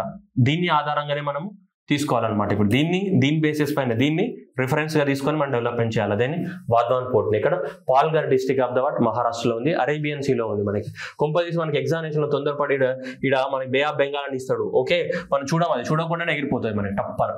ఓకేనా? లేదంటే ఇక తమిళనాడులో ఉంది, ఇండియన్ ఓషన్ లో ఉంది, బే ఆఫ్ బెంగాల్ ఉంది, మూడు కలుస్తాయి కదా ముచ్చటగా అని చెప్పేసి ఆడ ఇస్తాడు ఆప్షన్. ఓకేనా? అప్పుడు మీరు పోతుంది ఎగ్జామ్లో. Okay, next world economic outlook 2024. India has move to the 5th position among the world top ఎకానమీలో అని చెప్తున్నారు. వరల్డ్ ఎకనామిక్ అవుట్లుక్ ప్రకారంగా తీసుకుంటే మనకి సో ఇలా ఉంది మనకి వరల్డ్ ఎకనామిక్ అవుట్లుక్. ఎవరు ఇస్తారు మనకి వరల్డ్ ఎకనామిక్? IMF కదా ఇచ్చేది. దీన్ని తీసుకుంటే చూడండి, అమెరికా $26 trillion, మేజర్గా టెక్నాలజీ ఫినాన్స్ లోపల టోప్ అనమాట. చైనా అనేది మ్యానుఫ్యాక్చరింగ్ అండ్ ఎక్స్పోర్ట్స్ వల్ల 18.53 trillions, Germany 4.4 trillions, and Japan and next Indian కనుక తీసుకుంటే ఎంత $3.94 trillion తోటి ఉంది మనకి. ఎక్కువ మొత్తం ఏంటిది IT కానీ అండ్ ఫార్మాస్యూటికల్స్ కానీ అగ్రికల్చర్ కానీ, that is the basic strongest pillars which are promoting the what India's GDP growth. IT, pharmaceuticals and agriculture. ఈ క్వశ్చన్ ఎగ్జామ్లో అడగచ్చు. అందరూ ఏమైనా ఏదో చదువుకుంటాం, మనం 5th గిత్ 4th గిత్ అని చదువుకుంటాం. కానీ ఎగ్జామినేషన్లో ఎందువల్ల ఇండియాకి ఎక్కువ మొత్తంలో స్ట్రెంత్ వచ్చిందంటే IT, అగ్రికల్చర్, ఫార్మాస్యూటికల్స్ టాప్ 3 అనమాట. ఎక్కువ మొత్తంలో ఇండియా గ్రో అవడానికి రీజన్స్ అనేది చెప్తున్నారు మనకి. సో ఇవి అందరికీ తెలుసు ఈ రెండు. అండ్ ఇక్కడ పోతుంది మనకి. సో జర్మనీ జపాన్ అనేది మనకి పోతుంది. జర్మనీ ఆ తర్వాత ఏంటి జపాన్ తర్వాత మనకి ఏంటి, మనకి ఇండియా అనేది ఉంది. మనకి ఇండియా, మన తర్వాత ఫ్రాన్స్, UK వీళ్ళంతా ఉంటారు. Okay, next advancing the what CPI and IPI data timings. మామూలుగా ఇది ministry of the what statistical implementation వాళ్ళు ఏంటిదంటే ఈ కన్స్యూమర్ ప్రైస్ ఇండెక్స్ కానీ, index of the what industrial production కానీ, సో 4 PM మామూలుగా 10 PM ఎంతకు రిలీజ్ చేసేవారు అంతకుముందు మామూలుగా మార్నింగ్. కానీ దానివల్ల ఏమవుతున్నాయంటే షేర్ మార్కెట్ ఓపెన్ అయిన టైంకి ఇవి రిలీజ్ చేయడం వల్ల షేర్ మార్కెట్లో షేర్ ధరలు అనేవి టప్పన పడిపోతున్నాయి, మొత్తం కుప్పలుగా. ఏ కంపెనీస్ యొక్క ఇండస్ట్రియల్ ప్రొడక్షన్ కానీ ఇవన్నీ కూడా తగ్గిపోయినాయో అలాంటివన్నీ కూడా షేర్ మార్కెట్ అంతా కుప్ప అయిపోతుంది, ఒక్కసారిగా షేర్లు అనేవి పడిపోతున్నాయి. అందుకని చెప్పేసి షేర్ల ధరలు పడద్దు అని చెప్పేసి ఏం చేస్తారు, ఇది కాదు షేర్ మార్కెట్ క్లోజ్ అయ్యే టైంలో రిలీజ్ చేద్దాము, మళ్ళీ తెల్లారి షేర్ మార్కెట్ ఓపెన్ అవుతుంది కాబట్టి అప్పటి వరకు ఏం ఇంపాక్ట్ ఉండదు అని చెప్పేసి, అంటే ఉంటుంది ఇంపాక్ట్ బట్ లెస్ ఇంపాక్ట్ ఉంటుంది, అంత సడన్ ఇంపాక్ట్ ఉండదు. సో అందువలన మనకి దీన్ని తీసుకురావడం జరిగింది. సో ఈ కన్స్యూమర్ ప్రైస్ ఇండెక్స్ కానీ ఇదేంటిది మనకి index of the industrial production కానీ ఏదైతే ఉందో ఐఐపి డాటాని ఇవన్నీ కూడా మినిస్ట్రీ ఆఫ్ ద స్టాటిస్టికల్ ఇప్పుడు 4 PM కి రిలీజ్ చేస్తామని చెప్పి చెప్తున్నారు అనమాట, 4 గంటలకి. ఎందుకంటే షేర్ మార్కెట్లో దృష్టిలో పెట్టుకొని అవి తీసుకురావడం జరిగింది. ఓకేనా. మన దగ్గర కన్స్యూమర్ ప్రైస్ ఇండెక్సెస్ ఎన్ని రకాలుగా క్యాలిక్యులేట్ చేస్తాం. ఈ consumer price index for the what industrial workers. So మనము చదువుకున్నాం ఆల్రెడీ, దేంట్లో మనకి ఏపీ ఎకనామీలో చదువుకున్నాం కదా, ఏపీ ఎకనామీ సర్వేలో 2nd యూనిట్ 3rd యూనిట్ ఉంది కదా.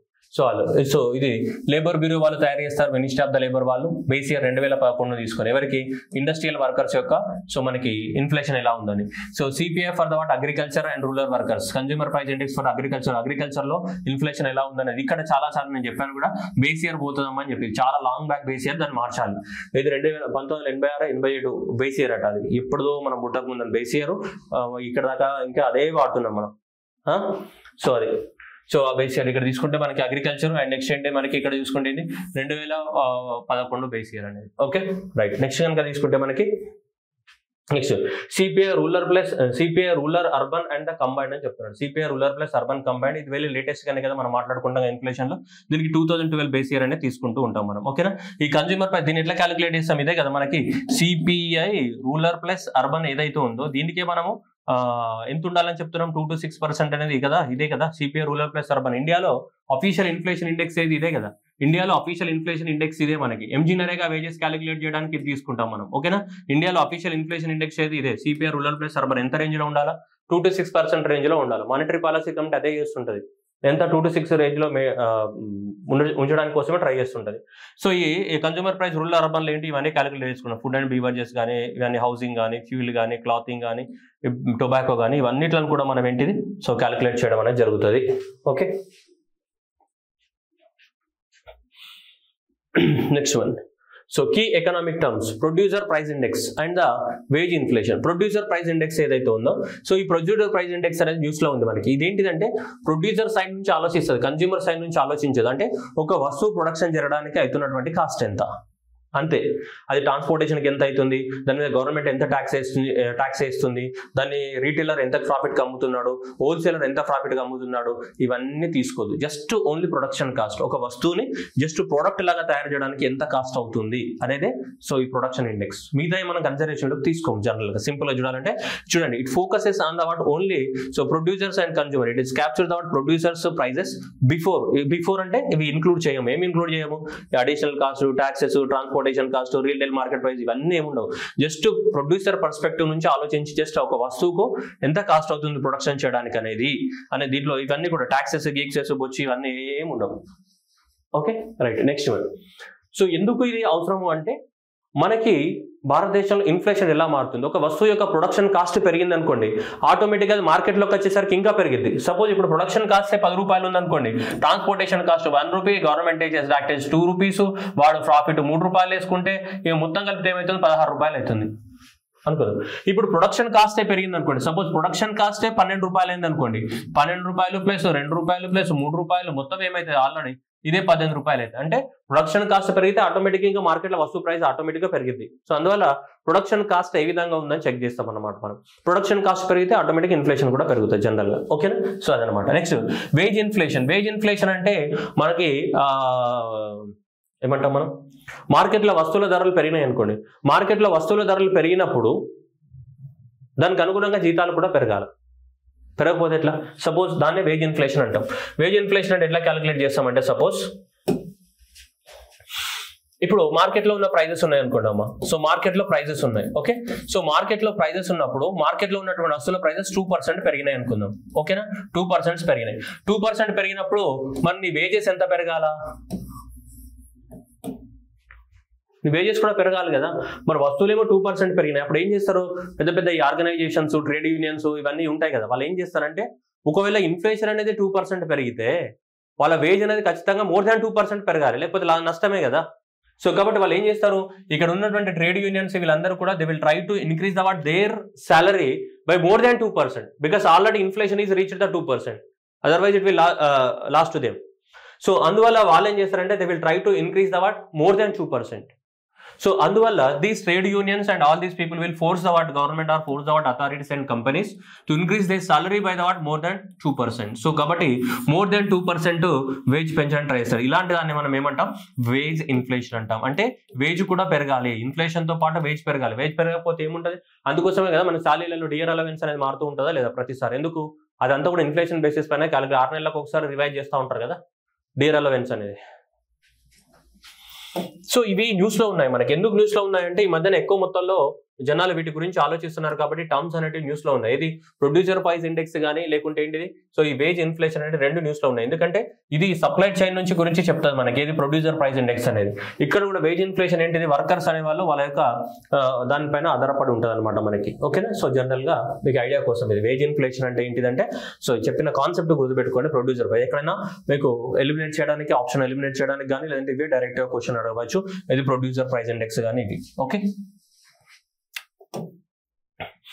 నెక్స్ట్ ఎఫ్డిఐ రూల్స్ మార్చింది. ఎఫ్డిఐ కానీ ఎఫ్సిఐ కానీ ఏదైతే ఉందో దానికి మనకి రూల్స్ మార్చడం అనేది జరిగింది అనమాట. First of all foreign direct investment కానీ సో ఫారిన్ పోర్ట్ఫోలియో ఇన్వెస్ట్మెంట్ కానీ తేడా ఏంటిది, సింపుల్ చెప్పాలంటే ఇండస్ట్రీస్ లో పెడితే ఎఫ్డిఐ, షేర్ మార్కెట్ లో పెడితే ఎఫ్ఐఐ. ఒకే వాళ్ళు చెప్పాలంటే షేర్ మార్కెట్ లో పెట్టే ఇన్వెస్ట్మెంట్ ని, షేర్ మార్కెట్ లో కానీ బాండ్స్ రూపంలో పెట్టే ఇన్వెస్ట్మెంట్ ని ఏమంటాం, ఎఫ్పిఐ అంటాం. అదర్ దాన్ ఎఫ్ఐఐ మిగతాదంతా ఎఫ్డిఐ. షేర్లలో బాండ్లలో కాకుండా మిగతాదంతా ఎఫ్డిఐ. షేర్లలో బాండ్లలో పెడితే మాత్రమే ఎఫ్పిఐ అంటాం మనం. చూడండి. సో ఎఫ్డిఐ అంటే ఏంటిది, ఇన్వెస్ట్మెంట్ ఆఫ్ ద ఏదైనా ఒక ఫారిన్ కంట్రీ, ఫారిన్ అంటే వేరే దేశం వాళ్ళు మన దేశంలో కనుక ఇన్వెస్ట్మెంట్ పెడితే సో దాన్ని ఏమంటాం మనం, ఫారిన్ డైరెక్ట్ ఇన్వెస్ట్మెంట్ అంటాం.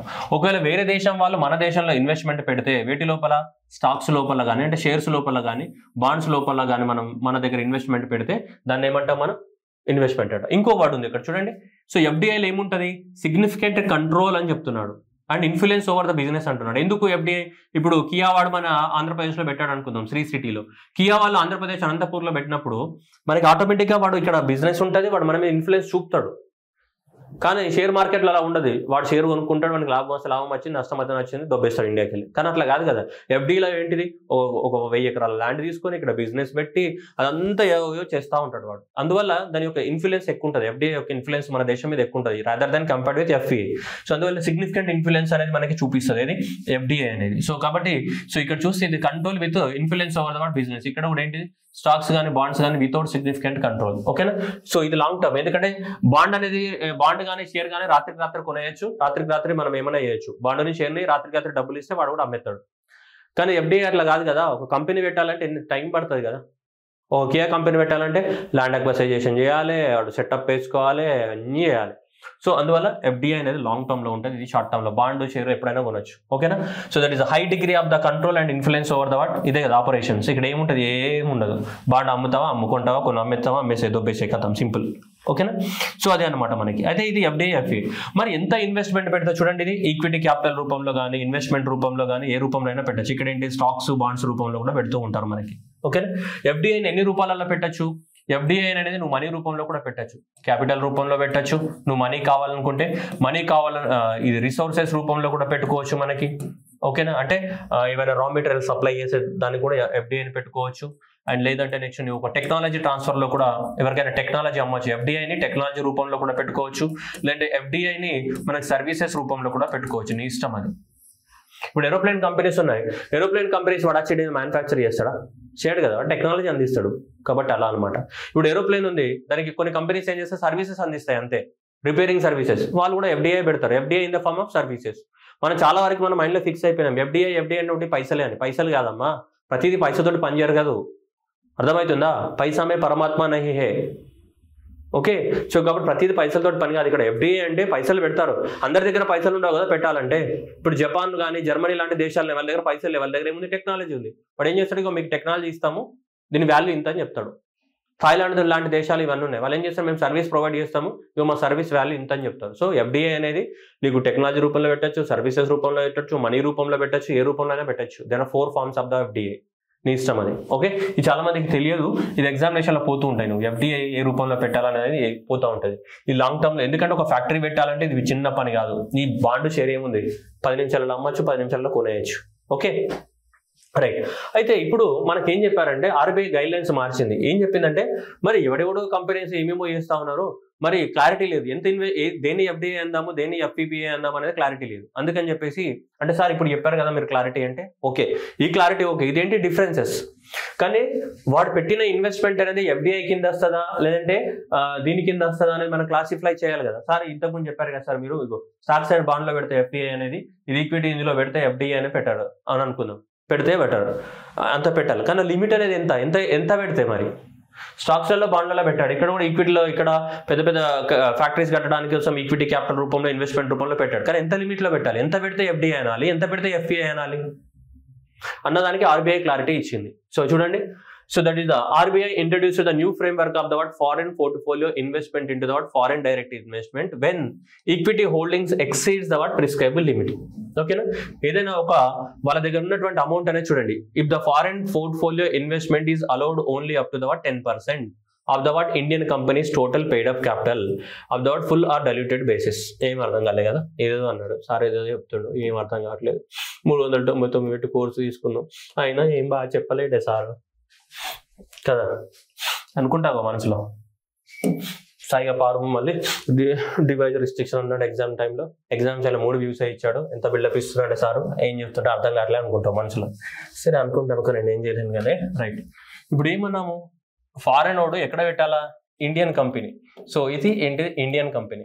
సో ఇండియన్ కంపెనీలో ఒక ఫారెనర్ ఇన్వెస్ట్మెంట్ పెట్టాలి, అప్పుడే కదా దాన్ని ఎఫ్డిఐ అంటాం. ఓకే, ఫారెన్ వాడు వచ్చి ఇండియాలో ఏం చేయాలి, ఇన్వెస్ట్మెంట్ పెట్టాలి, డన్. సో ఇది ఇక్కడ ఉంది మనకి. ఓకే, ఇప్పుడు ఈ ఇండియన్ కంపెనీ యొక్క వాల్యూ ఇస్కా మతలబ్ paid up capital. Okay, India company యొక్క వాల్యూ అనేది ఇక్కడ 100 కోట్లు ఉంది అనుకుందాం. సపోజ్ 100 crores ఉంది. ఓకే, 100 crores లో ఇప్పుడు ఫారెన్ వాడు ఎంత కొన్నాడు అనేది పాయింట్ రెండు ముచ్చట్లు మాట్లాడదాం. 100 కోట్లలో వాడు 5% ఇన్వెస్ట్మెంట్ పెట్టాడు అనుకుందాం. 100 కోట్లలో 5% ఇన్వెస్ట్మెంట్ పెట్టాడు, అప్పుడు ఎంత, 5 కోట్లు. ఓకేనా, నెక్స్ట్ 100 కోట్లలో 8% ఇన్వెస్ట్మెంట్ పెట్టాడు. ఓకే, 8% లగా దియా సలా ఇస్కా మతలబ్ 8 crore రూపాయలు. Okay, no problem. ఇప్పుడు 11 కోట్లు పెట్టాడు వీడు. ఓకే, 11 కోట్ల ఇన్వెస్ట్మెంట్ పెట్టాడు, చలో 11% हो गया. ఓకేనా, నెక్స్ట్ ఇంకోటి మళ్ళీ ఈ డైలా కన్ఫ్యూజ్ వస్తుంది, ఇక్కడ 10% బై 100.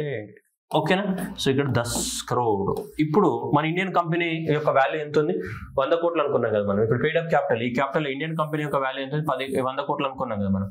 ఓకే, ఇప్పుడు దీంట్లో టెక్ హియర్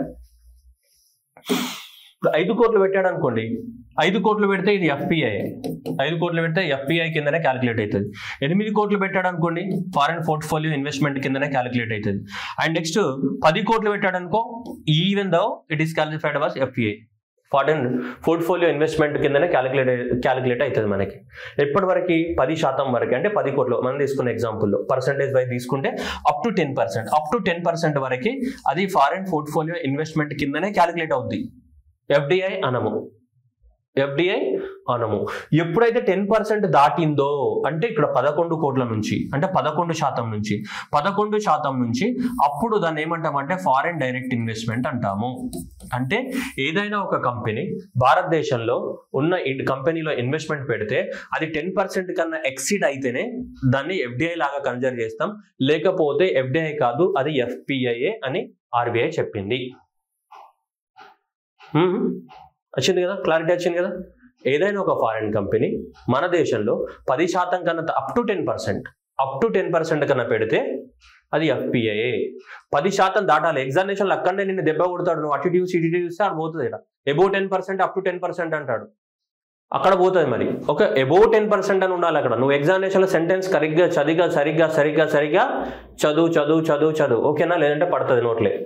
ఓకే, ఏంటి చక్కరే. ఓకే, సో అందువల్ల మీరు కొంచెం జాగ్రత్తగా చూసి ఎగ్జామినేషన్లో చాలా ఆన్సర్ చేయాలి. ఓకే, 11% అనేది ఉంది. ఇప్పుడు ఈ ఒక కంపెనీ అనేది 5 రోజుల, ఒక వారం రోజుల క్రితం 10% ఉండే, ఒక తర్వాత ఏం చేసింది, ఒక వారం అయింది, వారానికి 11% చేరింది. అంటే లాస్ట్ వీక్ 10% ఆఫ్ ద షేరే ఉండే ఆ కంపెనీ అనుకుందాం. లాస్ట్ వీక్ 10% ఆఫ్ ద షేరే ఉండే, ఈ వారానికి వచ్చేసరికి 11% అయింది. అంటే ఏంటిది, ఆ కంపెనీ FDI లిస్ట్లోకి వెళ్ళిపోయింది. అర్థమైందా? అయితే ఆర్బీఐ ఏం చెప్పిందంటే, ఇలా ఏ కంపెనీ యొక్క షేర్స్ అన్నా కానీ 10% కన్నా ఎక్సీడ్ అయిపోతే 5 రోజులల్లా డాటాలో మార్చాలి. ఇది FPI కాదు, ఇది FDI అని చెప్పేసి 5 days లోపల ఈ డాటాను మొత్తం మార్చేయాలి. ఆ కంపెనీకి గైడ్లైన్స్ ఇచ్చేయాలి. బాబు, మీది ఫారిన్ పోర్ట్ఫోలియో ఇన్వెస్ట్మెంట్ కాదు, మీది 10% ఎక్సిడ్ అయిపోయింది, మీది ఫారిన్ డైరెక్ట్ ఇన్వెస్ట్మెంట్ అని చెప్పేసి వాళ్ళకి కొత్త గైడ్లైన్స్ ఇష్యూ చేయాలా. ఎన్ని రోజులల్లా? 5 పటాక 5 రోజులలో రీక్లాసిఫై చేసేయాలి వాళ్ళని. ఎందుకంటే 10% ఎక్సిడ్ అయింది అనుకోండి, ఒక రోజు అయిపోయింది, 10% ఎక్సిడ్ అయిపోయింది, ఒక రోజు అయిపోయింది, 2 రోజులు అయిపోయింది, 3 రోజులు అయిపోయింది, అలా ఎన్ని రోజులలో? 5 రోజులలో దాన్ని రీక్లాసిఫై చేసేయాలి. ఆ కంపెనీని FPI లిస్ట్ నుంచి తీసి FDI లిస్ట్లో తగలాలి మనం. అర్థమైనా? సో అది అనమాట, ఇంత పెద్ద కథ కార్ఖానా ఉంది దీనికి. ఓకే, నేను చెప్పేది అర్థమైంది అనుకుంటా. ఇక ఇది కూడా అర్థం కాకపోతే మనం ఏం చేయలేం. ఓం నమ శివాయ అంతే. చివరికి ఉపేంద్ర సినిమా చూసుకొని లాస్ట్కి అర్థం కాకుండా ఇక వాడుకోవాలి లాస్ట్. ఓకేనా? రైట్. రక్త కన్నీరు చూడండి, బాగుంటుంది. Okay, right. So foreign portfolio investment అనేది 100%. ఓకే, టైం ఉంటే ఏ సినిమా కూడా చూడండి. ఓకే, సో దాన్ని ఇక్కడ చూడండి 5 days, ఇక 5 trading days, ఇక 5 trading daysలలో దాన్ని ఏం చేయాలి? మార్చేయాల్సి ఉంటుంది. ఓకేనా? FDIలో ప్రతి సెక్టర్ కింద ఉంటుంది కదా మనకి. FDIలో ప్రతి సెక్టార్లో, కొన్ని సెక్టార్లలో 49%, కొన్ని సెక్టార్లో 76%, కొన్ని సెక్టార్లో 100% ఆఫ్ ద FDI అని ఉంటాయి కదా. ఆ రూల్స్ వన్స్ FDI క్లాసిఫై అయిన తర్వాత FDIకి ఏ రూల్స్ ఉంటాయో ఆ రూల్స్ అన్ని వర్తిస్తాయి. అంతే, సింపుల్ లాజిక్. ఇక్కడ వేరే అవసరం లేదు మనకి. వన్స్ అది FDIగా క్లాసిఫై అయిందంటే అది అన్ని రూల్స్ అన్ని వర్తిస్తాయి మనకి. ఓకేనా? సో కాబట్టి అదనమాట. సో రిపోర్టింగ్ రిక్వైర్మెంట్ ఏ చట్టం ప్రకారం? Under the foreign exchange management and mode of the payment and reporting of the non డెప్ట్ ఇన్స్ట్రుమెంట్స్ రెగ్యులేషన్ 2019 ప్రకారం. So FPI must be report the what entire investment within the specified time lines. ఈ చట్టం ప్రకారం నారాయణమూర్తి పాట ఉంటుంది కదా, ఇది 10%కి below ఉంటే ఓకే, 10% దాటితే FDI కింద క్లాసిఫై చేసేయాలి. ఓకే, ఎన్ని రోజులలో? 5 రోజులలో చెప్పాలి, మార్చేసేయాలి. ఓకేనా? ఇక పెయిడ్ అప్ క్యాపిటల్ అంటే ఇది మీకు ఏమైనా కావాలంటే చూసుకోండి, extra data. Next electric vehicles as a service program. So మనకేంటిది, యూనియన్ మినిస్టర్ వాళ్ళు లాంచ్ చేశారు EV as a service program, convergence of the energy services and subsidy of the energy efficiency ఏదో సో అండ్ సో XYZ చెప్తున్నారు వాళ్ళు. సరే, so convergence of the electric vehicles అని ఒక service లాగా ప్రొవైడ్ చేయాలని చెప్పేసి ఇది ఎవరు? Convergence of the energy services limited which is subsidy of the what energy efficiency service limited వాళ్ళు లాంచ్ చేశారని చెప్తున్నారు. సరే, ఎవరి కింద పని చేస్తారో మనకు తెలియదు కానీ ప్రస్తుతానికి సరే ఇదైతే గుర్తుపెట్టుకోండి. So energy efficiency services limited వాళ్ళు లాంచ్ చేశారు. దీని ముఖ్య ఉద్దేశం ఏంటిది అంటే, చూడండి 5,000 ఎలక్ట్రిక్ కార్స్ అని ఇంట్రొడ్యూస్ చేస్తారు. అంటే ఇక్కడ గవర్నమెంట్ మినిస్ట్రీస్లలో అండ్ పబ్లిక్ సెక్టర్ కంపెనీస్లలో in the next 2 years. It aligns with what India's goal target by net zero. So government ఆఫీసులలో గవర్నమెంట్ వెహికల్స్ అన్నీ ఉంటాయి కదా, ఆ గవర్నమెంట్ వెహికల్స్ అన్ని కూడా దాదాపు 5,000 గవర్నమెంట్ వెహికల్స్ ఇంట్రొడ్యూస్ చేస్తారంట. ఎన్ని? 5,000 గవర్నమెంట్ వెహికల్స్ ఇంట్రొడ్యూస్ చేస్తారంట. మొత్తం అన్ని ఎలక్ట్రిక్ వెహికల్స్. ఈ కార్స్ మొత్తం రయ్య అవుతాయి, ఏం సౌండ్ రాదు, ఏం రాదు. అక్కడ వెనకెళ్ళి గుద్దిన పత్తుండదు, పీక్తాం మనం పైకి సీదా. సో కాబట్టి 5,000 ఎలక్ట్రిక్ కార్స్ అని ఇంట్రొడ్యూస్ చేస్తారంట. ఎన్ని? 5,000. సో 5,000 ఎలక్ట్రిక్ కార్స్ అని భారతదేశంలో ఇంట్రొడ్యూస్ చేస్తామని చెప్తున్నారు. ఎన్ని? సిరప్ 5 పటాకా. ఇక్కడ గవర్నమెంట్ ఆఫీసులలో. Next, cabinet committee on the economic affairs approve the what. ఇట్లాంటి డైరెక్ట్ క్వశ్చన్స్ పడతాయి. Tato hydro electric power project on the Yarjep river in the Arunachal Pradesh. ఈ రివర్ పేరు ఎప్పుడు విన్నట్టు కూడా లేదు. So right, Yarjep river Arunachal Pradesh, అది చిన్న అయి ఉంటుంది. సో దాని మీద మనకి ఎంత? సో 62 మెగావాట్స్, అలా 3 యూనిట్లు, మొత్తము 186 మెగావాట్లతోటి. సో మనకి cabinet committee on the economic affairs వాళ్ళు అప్రూవ్ చేయడం జరిగింది. ఇది టాటో హైడ్రో ఎలక్ట్రిక్ ప్రాజెక్ట్, ఇది యార్జెప్ రివర్ పైన. సో మనకి అప్రూవ్ చేయడం అనేది జరిగింది. ఓకే, మిగతా మనకు అవసరం లేదు కానీ ఇక్కడ ఏదో ఉంది మళ్ళీ చూడండి. Challenges faced by the what Indian cities. World cities day 2024 themed that is the climate change makers and catalysing local urban sustainability అన్నాడు. సో కానీ ఇక్కడ అది కాదు మనకు కావాల్సింది. ఇక్కడ ఈ డెఫినేషన్స్. అర్బన్ అగ్లోమరేషన్ అంటే ఏంటిది, అవుట్ గ్రోత్స్ అంటే ఏంటిది, ఓవర్ అర్బనైజేషన్ అంటే ఏంటిది, సబ్ అర్బనైజేషన్ అంటే ఏంటిది, కౌంటర్ అర్బనైజేషన్ అంటే ఏంటిది. సో ఇండియా అర్బన్ పాపులేషన్ అనేది ఇంకా పెరుగుతూనే ఉంటుంది. Currently 57.5% of the global population, ప్రపంచంలో ఇప్పటికీ 57.5% అనేది మనకి ఇక్కడ అర్బన్ ఏరియాస్లో నివసిస్తున్నారు. ఇవి నేర్చుకోండి మీరు. అవుట్ గ్రోత్స్ అంటే ఏంటిది, అండ్ ఓవర్ అర్బనైజేషన్ అంటే ఏంటి, సబ్ అర్బనైజేషన్ అంటే ఏంటి, కౌంటర్ అర్బనైజేషన్ అంటే ఏంటిది. ఓకేనా, ఇవి డెఫినేషన్స్ ఉన్నాయి, మీరు చదువుకోండి. ఓకే, డెఫినేషన్స్ నేర్చుకోండి. Next, so consumption inequality in the rural areas మనకి. ఓకేనా, ఈ సర్వే అంతా కూడా చూడండి ఇక్కడ. So about the household consumption expenditure survey ఏంటిది. So household consumption expenditure survey. So ఈ household consumption expenditure survey మనకి ఎవరు నేషనల్ శాంపుల్ సర్వే ఆర్గనైజేషన్ వాళ్ళు కండక్ట్ చేయడం అనేది జరిగింది. అంటే రూరల్ ప్రాంతంలో జనాలు వాళ్ళ డబ్బులను ఏ విధంగా ఖర్చు పెడుతున్నారో దానివల్ల పేదరికం పెరుగుతుందా, పేదరికం తగ్గుతుందా అని చెప్పేసి మనకి గినీ కోషెంట్ ద్వారా ఎక్స్ప్లెయిన్ చేయడానికి కోసం ట్రై చేయడం జరిగింది. ఎవరు, national sample survey organisation. So మన గినీ కోఎఫిషియంట్ ఏం చెప్తుంది, గినీ కోఎఫిషియంట్ 0 ఉంటే ఏంటి పర్ఫెక్ట్ ఈక్వాలిటీ, 1 ఉందనుకోండి ఇన్ఈక్వాలిటీని ఇండికేట్ చేస్తుంది. మనకి ఇలా చదువుతుంటాం కదా, మనకి ఇది ఉన్నప్పుడు ఇది ఎంత, ఇది లోరెంజ్ కర్వ్. సో ఇలా మనకి ఇది పెరుగుకుంటూ పోయింది అనుకోండి, ఇలా ఏమైతే ఇన్ఈక్వాలిటీ పెరుగుతున్నట్టే కదా, ఏరియా పెరుగుతున్న కొద్ది. ఓకేనా, ఏరియా పెరగకూడదు ఎప్పుడైనా. సో ఏరియా పెరుగుతున్నాయి, ఈ రెండు అలైన్ అవ్వాలి మనకి. లోరెంజ్ కర్వ్ కానీ ఈ మధ్యలో ఉన్నటువంటి రెండు అలైన్ అవ్వాలి. ఇది పెరుగుతున్న కొద్ది. ఓకే, సో మామూలుగా మనం ఇది తీసుకున్నప్పుడు ఈ రెండు లైన్స్ మనకి ఇన్ఈక్వాలిటీస్ తీసుకున్నప్పుడు ఇది ఇలా పెరుగుతుండే. ఇది యాక్చువల్గా ఈ లైన్ అనేది ఈ రెండు ఒకదానికోటి సో మనకి ఏమవ్వాలి, కోయిన్సైడ్ అవ్వాలి. 45 degreesతో కోయిన్సైడ్ అయితే పర్ఫెక్ట్ ఈక్వాలిటీ అని చెప్పొచ్చు. ఇది ఇలా పెరుగుకుంటూ పోయింది అనుకో, దీని ఏరియా అనేది ఇలా పెరుగుకుంటూ పోతే, ఇంకా పెరుగుకుంటూ పోతే, ఇలా పెరుగుకుంటూ పోతే సొసైటీలో ఏం పెరుగుతున్నట్టు, ఈ ఇన్ఈక్వాలిటీస్ పెరుగుతున్నట్టు, ఈ దూరం పెరుగుతున్నట్టు అనమాట.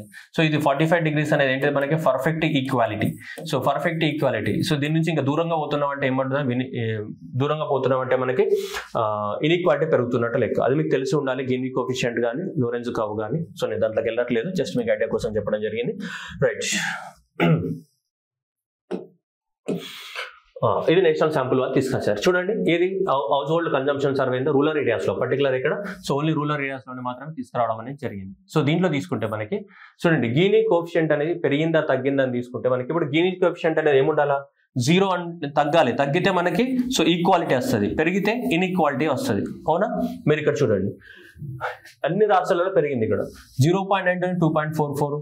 ఇక్కడ తీసుకుంటే మళ్ళీ అన్ని రాష్ట్రాలు, నాగాలాండ్ కానీ, జార్ఖండ్ కానీ, మహారాష్ట్ర కానీ, రాజస్థాన్ కానీ, మేఘాలయ కానీ అన్ని రాష్ట్రాలలో ఏమైంది మనకి పెరిగింది. ఏంటిది, ఈ రాష్ట్రాలలో అన్నిట్లలో కూడా ఇది పెరుగుతుంది. అంటే దాని అర్థం ఏంటిది, ఇన్ఈక్వాలిటీ పెరుగుతుందని. ఈ అన్ని రాష్ట్రాలలో గీనీ కోఎఫిషియంట్ పెరుగుతుందంటే ఇన్ఈక్వాలిటీ పెరుగుతుందని.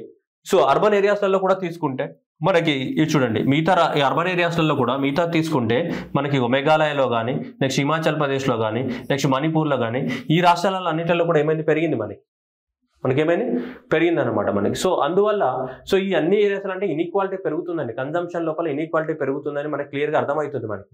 సో రూరల్ ఏరియాస్లో తీసుకుంటే ఆల్ ఇండియా నేషనల్ లెవెల్లో తీసుకుంటే మనకి చూడండి తగ్గింది, డిక్రీజెస్ స్లైట్లీ ఫ్రమ్ 0.83 టు మనకి 0.226కి తగ్గింది. ఇది అంటే నేషనల్ లెవెల్లో తగ్గింది, కానీ స్పెసిఫిక్గా కొన్ని రాష్ట్రాలలో ఏమైంది, పెరిగింది. అంటే ఇక్కడ ఇన్ఈక్వాలిటీస్ అనేది ఎక్కువ మొత్తంలో పెరుగుతున్నాయి. ఓవరాల్గా రూరల్ ఏరియాస్లో స్పెసిఫిక్గా 0.283 నుంచి 0.226కి పెరిగింది. సార్ ఈ క్వశ్చన్ ఎగ్జామ్లో అడుగుతాడా అంటే మేబీ ఛాన్సెస్ ఉన్నాయి, బట్ ఇక్కడ ఈ డాటా ఎవరు క్యాలిక్యులేట్ చేస్తారు ఇది మాత్రం చాలా ఇంపార్టెంట్. ఇవి గీనీ కోఎఫిషియంట్ కానీ ఇవి చాలా important. Lorenz curve depicting the what, so income consumption and the distribution, అంతే కదా.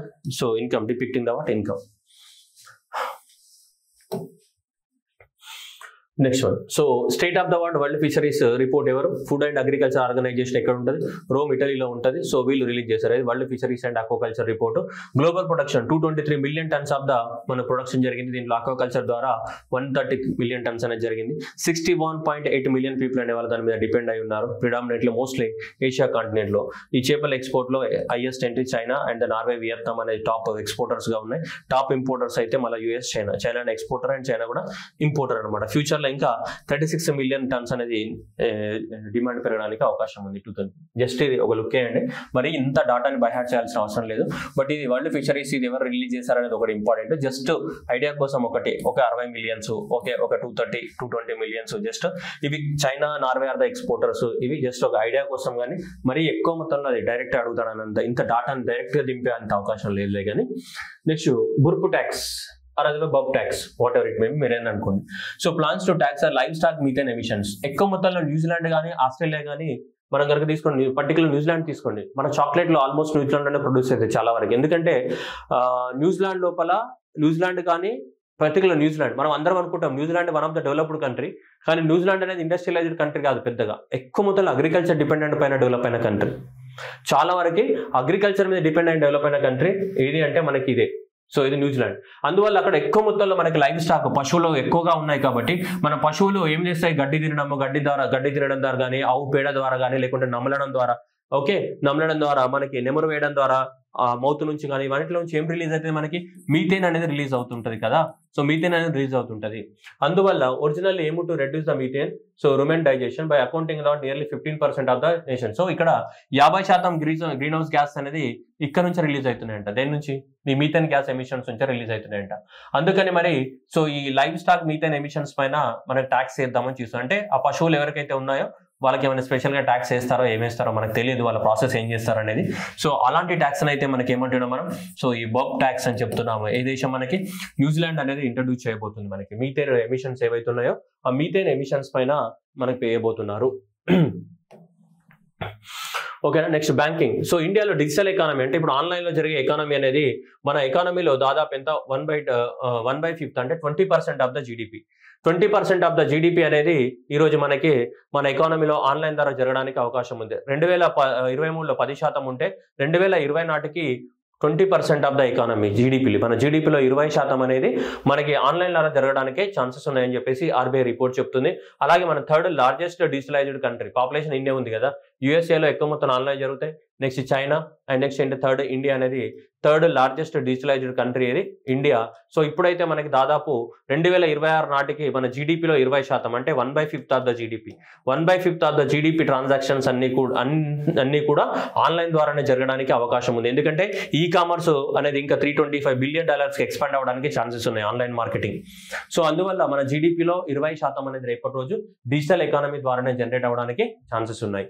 అలాగే మనకి వరుసగా 3వసారి జూలై మంత్ 2024లో కూడా $20 ట్రిలియన్ అనేది మనకి యూపీఐ ట్రాన్సాక్షన్స్ జరిగినాయి. ఏంటి? $20 ట్రిలియన్ యూపీఐ ట్రాన్సాక్షన్స్ 1 month లో. అంటే చాలా హ్యూజ్ అమౌంట్ అది. ఎందువల్ల ఇవి జరుగుతున్నాయంటే చూడండి, ఒకప్పుడు 21 బ్యాంకులే పార్టిసిపేట్ చేసేటివి, ఇప్పుడు 399 ఆర్గనైజేషన్స్ పార్టిసిపేట్ చేస్తున్నాయి. ఓకేనా. అట్లాగే 24 hours/7 అవి వర్క్ చేయడం అనేది జరుగుతుంది. మనం ఎంటర్‌ప్రెన్యూర్స్ ని ఎంకరేజ్ చేస్తున్నాం, బట్ దాని ట్రాన్స్పరెన్సీ ఉంది. అలాగే మనకి జనాలు కూడా స్పెండింగ్ అనేది ఇంక్రీజ్ అయిపోయింది మనకి.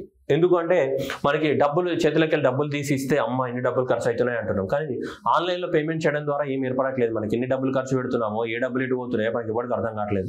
సో అందువల్ల ఇది అంతా ఇన్విజిబుల్ గా ఎక్కువ మొత్తంలో ఖర్చు అవుతుంది, కన్జ్యూమర్స్ కూడా స్పెండింగ్ అవుతున్నాయి. అందువల్ల ఇవన్నీ ప్రాపర్టీస్ అనేవి ఉండడం ద్వారా ఆల్మోస్ట్ మనకి $20 trillion of the digital transactions జరిగినాయి వరుసగా 3 నెలలు. Okay. Next MG NREGA. So MG నరేగాలో మనకు తెలుసు, ఎవరైనా ఎంజీ నరేగా పథకం కింద జాబ్ కోసం అప్లై చేసుకున్నప్పుడు 15 రోజులలో వాళ్ళకి జాబ్ ప్రొవైడ్ చేయాలి. 15 రోజులలో జాబ్ ప్రొవైడ్ చేయకపోతే అప్పుడు గవర్నమెంట్ ఏమి ఇవ్వాలి? వాళ్ళకి కాంపెన్సేషన్ ఇవ్వాలి. ఎందుకంటే Mahatma Gandhi national rural employment guarantee act అంటున్నామా లేదా? ఎంజీలో ఈ అంత యాక్ట్లో జీ అంటే ఏంటిది? గ్యారంటీ కదా. గ్యారంటీ అంటే ఏంటిది? సో వాళ్ళు అప్లై చేసుకున్నటువంటి 15 days లోపల జాబ్ ప్రొవైడ్ చేయాలి. In case of the 15 days లో జాబ్ ప్రొవైడ్ చేయకపోతే గవర్నమెంట్ ఏం చేయాలా? కాంపెన్సేషన్ ఇవ్వాలి. ఎందుకంటే గ్యారంటీ అని చెప్పింది కదా, నువ్వే గ్యారంటీ అని చెప్పి నువ్వే జాబ్ ప్రొవైడ్ చేయకపోతే ఏం చేయాలి? మరి కాంపెన్సేషన్ ఇవ్వాలి అని ఎక్కడ రాసి ఉంది అంటే ఈ చట్టంలోనే రాసి ఉంది. ఏ చట్టంలో? Mahatma Gandhi national rural employment guarantee act 2005 వచ్చింది కదా, దీంట్లో సెక్షన్ 7. ఈ సెక్షన్ 7 లోనే ఉంది, if the person is not employed within the 15 days of the applying they are entitled to the daily allowance wages. వాళ్ళు ఖచ్చితంగా ఇవ్వాల్సి ఉంటుంది.